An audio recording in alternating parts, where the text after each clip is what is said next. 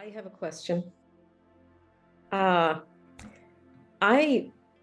was really impressed with the notion that was explained about the shin, in that the value of every single person, or maybe even more than just a person, maybe just life in general, anything that has life, there is value in it. And the not so good aspects, what I would judge as being not so good aspects of lives and people's lives that I would judge as being good or bad, apparently that doesn't exist in the one sparks meaning of life. And so that was a very poignant part of this education, because it makes me look again about the things that I object to, the behaviors and conduct of people that I object to in my life. And it also calls into question, then why would the one spark desire these polar opposites in behavior, if the one spark is all about love, mother love and father love? And the answer that came to me was that perhaps there must be some good that comes from things that don't feel so good. So I would like some comments and clarification on that. All right. Hello, everyone, and welcome to this space that together we are co-creating. We are happy to go deeper when you find that you need more understanding, and thank you for, in a way, directing where we're going with today's exchange of information, sharing. The unconditional love of Source. Once again, we're going to remind you that the definition of love is not that romantic love that you define in your reality. It is defined as magnetic power, power that brings things together and create space. The space, if you are a parent, the space that with your unconditional love for your kid, you want to create for your kid to first exist and be safe, and then for your kid to grow and be herself or himself. That is the closest understanding that we can connect for you to understand love as a force of the Creator.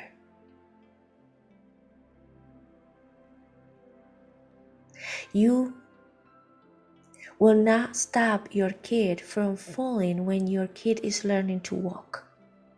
You will manage a safe space for your kid, for your baby toddler that is trying to do something. It wants to do something. It has a desire. And for that desire, he or she needs to transform, move into the next stage of life. From being on your arms to start sitting up, to then start crawling, to then try to walk, and then start running. But there are many failures. when trying. And you will let him fall. Of course, you'll be there making sure that that fall will not break a bone. It will not create a permanent damage. But you will allow your loving kid to experience and to figure himself or herself out on his own.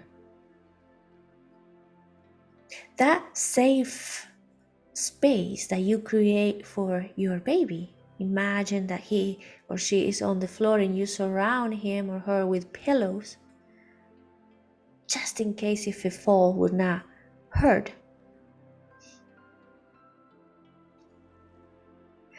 That same space is this reality. That's why a soul comes into this reality to experience things, to understand aspect of your soul self. Here is the place where you can fall, but your soul gets the lessons, but don't get hurt. The physical aspect of you experience the hurt, that is true. But your soul always achieves understandings that becomes growth. Earth is that safe space where you can create an illusion of loneliness and experience loneliness as deep as you want to do it. Your soul can create a space of abundance or lack of abundance. And through life can experience what it means to have lots of abundance and lose it, or have no abundance at all and then achieve it. That's the play. So for you in physicality, through this illusion of being separated and thinking that you are all that you are, that your physicality is everything that it is, of course things will feel like the end of the world when things go bad. But through those experiences, your soul is watching, understanding, and learning. So that's why we mentioned before how important it is to go through the experience as soon as possible, without delays. Dive into it.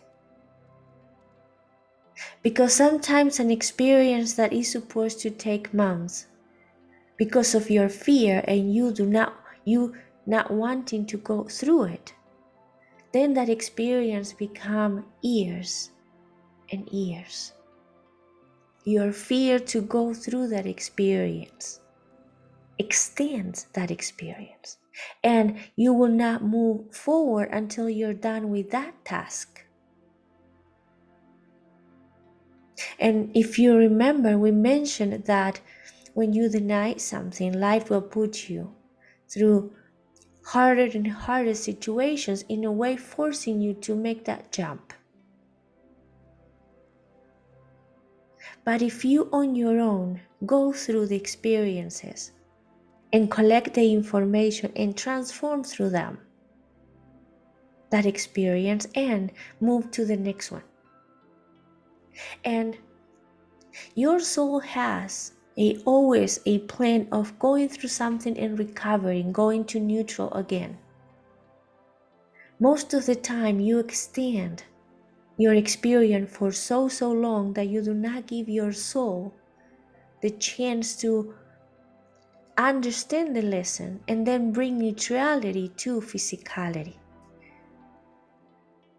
For example, you are born from a rich family, but your soul wanted to experience what it means to lose everything that you have. Why? Just to understand that the power is in you, not in what you have. So that is the plan. You're gonna lose everything. And through that journey, you'll discover that everything that you need is already in you. Everything that you're losing is not important. But in order to understand that, you have to lose things. So you come to earth with a plan of being born within a rich family, and then at a certain time, things will get triggered and you will start losing. But what happened is that instead of understanding the journey and allow life to take everything from you, for you to understand that with God in you, you have everything that you need. Instead of that, you will create many situations in your life to hold on to what you have left, delaying the process of losing. Imagine a tree in fall, fighting for each leaf, not letting the leaves fall, holding on to as many as they can. That's how you go sometimes through life. And what happened is a process that perhaps was designed for a year of your time, it will take 10. Now, in most of the cases, the plan is to lose, to understand, to go through the experience, to get everything that you need to understand and then get back what you lost. Somehow balancing, so you can start, in a way, a new journey. You can move into discovering new understandings. But because you holding on to those things for that long, sometimes in your lifetime there is no time to recover from those things. Because you never connect with the lessons, because you spend the rest of your life holding on to whatever left you have.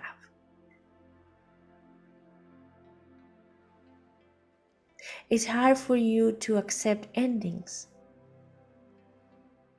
So you always hold on to whatever you have, even if it doesn't feel great. But you hold on to that because you are afraid of endings.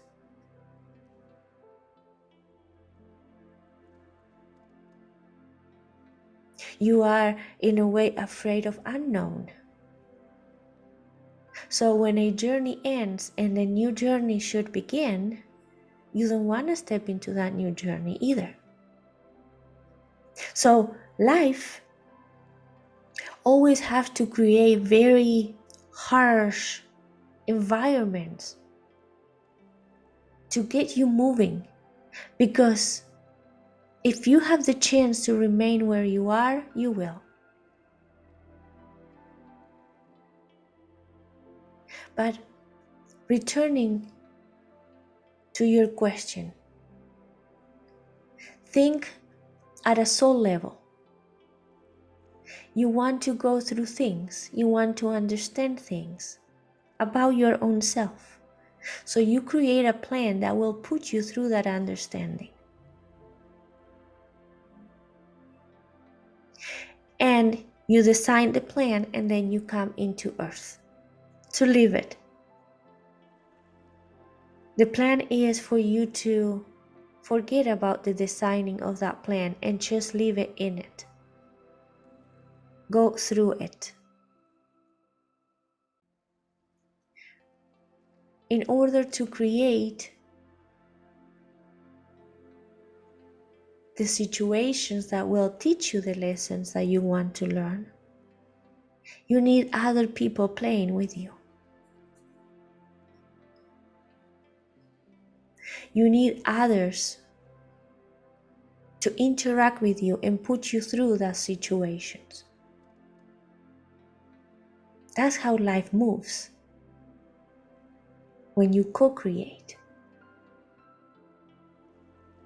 So sometimes as souls, you co-create a plan where another soul will come into your life and generate, create, make you face something, make you go through something. And of course, in physicality, those experiences sometimes hurt. And because of hurt, you will judge the person that put you through that situation. How many of you understand how much you transformed to the stressful situations? Give thanks to the person that put you through it, even if the situation was painful. You are always judging things as good or bad. But how many of the things that you have judged as bad actually helped you to become wiser, stronger, freer? How many of those bad situations created by others actually brought you exactly where you are and helped you create things that now you are glad you did? We would suggest for you to read what life is asking you to do. Instead of judging the situation or the people that is putting you through that situation, understand what you are going through and transform and rediscover yourself. Allow the situation to come into you and transform you. Find all the gifts and all the powers that are in you for you to go through that situation. Really rediscover yourself as you go through it. Be willing to let go of the old, embrace the new, navigate through the unknown without judging but with an open heart, and ask for assistance, but not assistance to end the problem fast.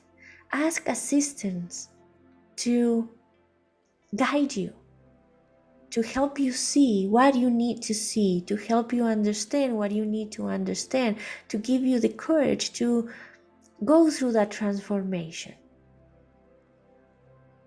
Because the faster you go through it, the faster you will be done with it. So then you can move to the next one.